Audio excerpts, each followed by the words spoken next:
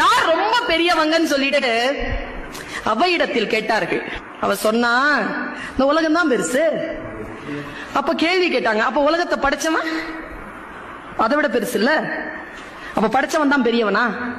அவ்வை சொன்னா பாருங்க, பெரிது பெரிது புவனம் பெரிது, புவனமோ நான்முகன் படைப்பு, நான்முகன் திருமால் உந்தியில் பிறந்தோன், திருமால் அலைக்கடல் துயின்றோன், அலைக்கடல் சிறுமுனி கலசத்துள் அடக்கம், சிறுமுனி கலசமோ புவியில் சிறுமண், புவியோ அரவினுக்கு ஒரு தலைபாரம், அறவோ உமையவள் சிறுவிரல் மோதிரம், உமையவள் ஈசனுள் ஒடுக்கம், ஈசன் தொண்டருள் ஒடுக்கம், தொண்டரின் பெருமையை சொல்லவும் வேண்டுமோ? தொண்டு பெருசுங்கிறாங்க. சாமி வந்து உக்காந்துக்குமா? தொண்டு எங்க இருக்குதோ அங்க சாமி வந்து உக்காந்துக்குமா? தொண்டன் தான் பெரியவன், தொண்டு செய்பவன் தான் தலைவன். நான் சொல்கிறேன், நல்ல தொண்டனாக இல்லாமல் ஒருவன் நல்ல தலைவனாக இருக்கவே முடியாது. அதிகாரத்தால் எதுவும் சாதிக்க முடியாது. பேரன்பு கொண்டவன் தலைவன் என்பவன்.